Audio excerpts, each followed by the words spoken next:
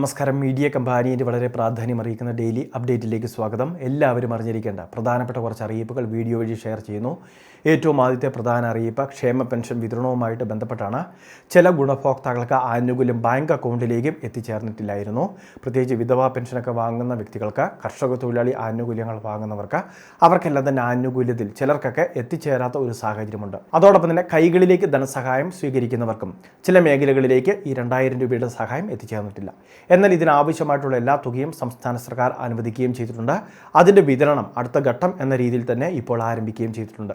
നമ്മളുടെ ബാങ്ക് അക്കൗണ്ടിലേക്കും കൈകളിലേക്കുമെല്ലാം ഈ ധനസഹായം ഇപ്പോൾ തന്നെ എത്തിച്ചേർന്നിട്ടുണ്ടാകും, അല്ലെങ്കിൽ വരും ദിവസം തന്നെ ആനുകൂല്യം എത്തിച്ചേരുന്നതാണ്. അതോടൊപ്പം തന്നെ വിതരണം അവസാനിക്കാറായി എന്ന് പറയുന്ന ഒരു സാഹചര്യത്തിലേക്ക് വന്നു കഴിഞ്ഞു. കാരണം ഭൂരിഭാഗം വരുന്ന ആളുകൾക്കും സഹായം ലഭിച്ചു കഴിഞ്ഞു. മറ്റെന്തെങ്കിലുമൊക്കെ സംശയങ്ങളുണ്ടെങ്കിൽ സേവനയുടെ പെൻഷൻ വെബ്സൈറ്റിൽ നമ്മുടെ സ്റ്റാറ്റസ് ഒന്ന് പരിശോധിക്കാവുന്നതുമാണ്. ഇനി അതോടൊപ്പം തന്നെ ചുരുക്കം ചില ഗുണഭോക്താക്കൾക്ക് രേഖാസമർപ്പണവുമായി ബന്ധപ്പെട്ട അറിയിപ്പുകളും ലഭിച്ചിട്ടുണ്ടാകും. പ്രത്യേകിച്ച് വിധവാ പെൻഷൻ, അവിവാഹിത പെൻഷൻ വാങ്ങുന്നവരെ നോൺ റീമാരേജ് സർട്ടിഫിക്കറ്റ് ഹാജരാക്കണം. എന്നാൽ അവരിൽ 60 വയസ്സിന് മുകളിൽ പ്രായമുള്ളവർ ഹാജരാക്കേണ്ട ആവശ്യമില്ല. അല്ലാത്തവർ കൃത്യമായിട്ട് ഇത് സമർപ്പിക്കുന്നതിന് വേണ്ടി ശ്രദ്ധിക്കുക. ആധാറിൻ്റെ ഒരു കോപ്പി കൂടി ചേർത്ത് വേണം നോൺ റീമാരേജ് സർട്ടിഫിക്കറ്റ് ഹാജരാക്കുന്നതിന്. ഇനി അതോടൊപ്പം വരുമാന സർട്ടിഫിക്കറ്റ് നാളിതുവരെയായിട്ട് ഒരിക്കൽ പോലും ഏൽപ്പിക്കാത്തവരുണ്ടെങ്കിൽ അങ്ങനെയുള്ളവർ വരുമാന സർട്ടിഫിക്കറ്റ് കൂടി ഏൽപ്പിക്കുന്ന കാര്യം പ്രത്യേകം ശ്രദ്ധിക്കേണ്ടതാണ്. അടുത്ത മറ്റൊരു പ്രധാനപ്പെട്ട അറിയിപ്പ് റേഷൻ കാർഡുമായി ബന്ധപ്പെട്ടാണ്. റേഷൻ വിതരണം സംസ്ഥാനത്തെ അവസാനിച്ചിരിക്കുകയാണ്. വരും ദിവസങ്ങളിൽ റേഷൻ കടകൾക്ക് അവധിയായിരിക്കും. അതിനുശേഷം മാത്രമേ റേഷൻ വിതരണം ഉൾപ്പെടെയുള്ള കാര്യങ്ങൾ, അതായത് ഫെബ്രുവരി മാസത്തെ ആരംഭിക്കുകയുള്ളൂ. റേഷൻ ആനുകൂല്യങ്ങൾ തുടർച്ചയായിട്ട് വാങ്ങാതിരുന്നു കഴിഞ്ഞാൽ നമ്മുടെ റേഷൻ കാർഡിൻ്റെ മുൻഗണന നഷ്ടമാകുന്നതിനുൾപ്പെടെ അത് കാരണമായേക്കും. അതുകൊണ്ട് തന്നെ ആ കാര്യങ്ങൾ കൂടി നമ്മൾ തീർച്ചയായിട്ടും ശ്രദ്ധിക്കേണ്ടതുണ്ട്. ഇനി അത് മാത്രമല്ല, BPL റേഷൻ കാർഡിലേക്കുള്ള അപേക്ഷകൾ നമ്മളുടെ സംസ്ഥാനത്ത് വീണ്ടും ആരംഭിച്ചിരിക്കുകയാണ്. ഫെബ്രുവരി മാസം 13-ാം തീയതി വരെ നമുക്ക് അപേക്ഷകൾ വയ്ക്കാനുള്ള സൗകര്യം സർക്കാർ ഒരുക്കി തരുന്നുണ്ട്. ഓൺലൈൻ സർവീസ് സെൻ്ററുകൾ വഴി അപേക്ഷകൾ സമർപ്പിക്കാം.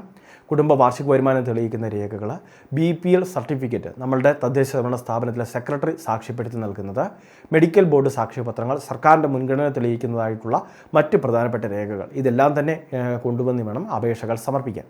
കൃത്യമായിട്ട് അപേക്ഷകൾ അർഹതപ്പെട്ടവർ വയ്ക്കുന്നതിന് വേണ്ടി BPL റേഷൻ കാർഡിൻ്റെ ആനുകൂല്യങ്ങൾ വാങ്ങുന്നതിന് വേണ്ടി ശ്രദ്ധിക്കേണ്ടതാണ്. ഏറ്റവും അവസാനത്തെ പ്രധാന അറിയിപ്പ് കേന്ദ്ര ഉപരിതല മന്ത്രാലയത്തിൻ്റെ, ഗതാഗത മന്ത്രാലയത്തിൻ്റെയൊക്കെ നിർദ്ദേശമനുസരിച്ച് നമ്മളുടെ സംസ്ഥാനത്തും പുതിയ മാർഗ്ഗനിർദ്ദേശങ്ങൾ നടപ്പിലാവുകയാണ്. ഇനി മുതൽ ഏതെങ്കിലുമൊക്കെ റോഡ് നിയമങ്ങൾ ലംഘിക്കുന്നത് മൂലമോ മറ്റു കാര്യങ്ങളാലോ ചലാൻ ഉൾപ്പെടെയുള്ള കാര്യങ്ങൾ നമുക്ക് ഇഷ്യൂ ചെയ്ത് നമ്മളുടെ ഫോണിലേക്ക് അറിയിപ്പ് വന്നു കഴിഞ്ഞാൽ 45 ദിവസത്തിനുള്ളിൽ തന്നെ അത് സെറ്റിൽ ചെയ്യുന്നതിന് വേണ്ടി ശ്രദ്ധിക്കേണ്ടതാണ്. മുൻപെല്ലാം തന്നെ RTO ഓഫീസുകളൊക്കെ കയറി ഇറങ്ങിയാണ് ഇത് നമ്മൾ ക്ലിയർ ചെയ്തുകൊണ്ടിരുന്നത്. എന്നാൽ അത്തരം കാര്യങ്ങളൊന്നും ഇപ്പോഴില്ല. ഓൺലൈൻ വഴി തന്നെ നമുക്കിത് ചെയ്യാൻ സാധിക്കുന്നതേ ഉള്ളൂ. എന്നാൽ അത്തരത്തിലുള്ള കാര്യങ്ങളിൽ നമ്മൾ വീഴ്ച വരുത്തി കഴിഞ്ഞാൽ കൃത്യമായിട്ട് നിയമ നടപടി ഉൾപ്പെടെ സ്വീകരിക്കാൻ ഇപ്പോൾ മോട്ടോർ വാഹന വകുപ്പിന് അധികാരമുണ്ടായിരിക്കുന്നതാണ്. വർഷത്തിൽ 5 ചലാനുകൾ വന്നു കഴിഞ്ഞാൽ നമ്മളുടെ ലൈസൻസ് ഉൾപ്പെടെ റദ്ദ് ചെയ്യാനുള്ള വ്യവസ്ഥകൾ പുതിയ നിയമത്തിലുണ്ട് എന്നൊരു കാര്യം ശ്രദ്ധിക്കുക. 2026 മുതൽ കർശന പരിശോധനകളാണ് റോഡ് നിയമങ്ങളിൽ കൃത്യമായിട്ട് വരുത്തിയിട്ടുള്ളത്. അതുകൊണ്ട് തന്നെ ചലാനുകൾ ഉണ്ടെങ്കിൽ തീർച്ചയായിട്ടും അവ അടയ്ക്കുന്നതിന് വേണ്ടി ശ്രദ്ധിക്കണം. അല്ലാത്ത പക്ഷം മറ്റ് പല സേവനങ്ങൾ നമുക്ക് താൽക്കാലികമായിട്ട് റദ്ദാക്കുന്നതാണ്. നിലവിൽ നികുതി അടയ്ക്കാനുള്ള ഒരു ഓപ്ഷൻ മാത്രമേ പിന്നീട് നമുക്ക് അവൈലബിൾ ആവുകയുള്ളൂ. ബാക്കി എല്ലാ സംവിധാനങ്ങളും നിലവിൽ മരവിപ്പിക്കുന്ന ഒരു സാഹചര്യം വരെ ഉണ്ടാകുന്നതായിരിക്കും. വളരെ പ്രധാനപ്പെട്ട കുറച്ച് ഇൻഫർമേഷനാണ് വീഡിയോ വഴി ഷെയർ ചെയ്തത്. ഇതുപോലുള്ള അറിയിപ്പുകൾക്ക് ചാനൽ സബ്സ്ക്രൈബ് ചെയ്യുക, ഫോളോ ചെയ്യുക.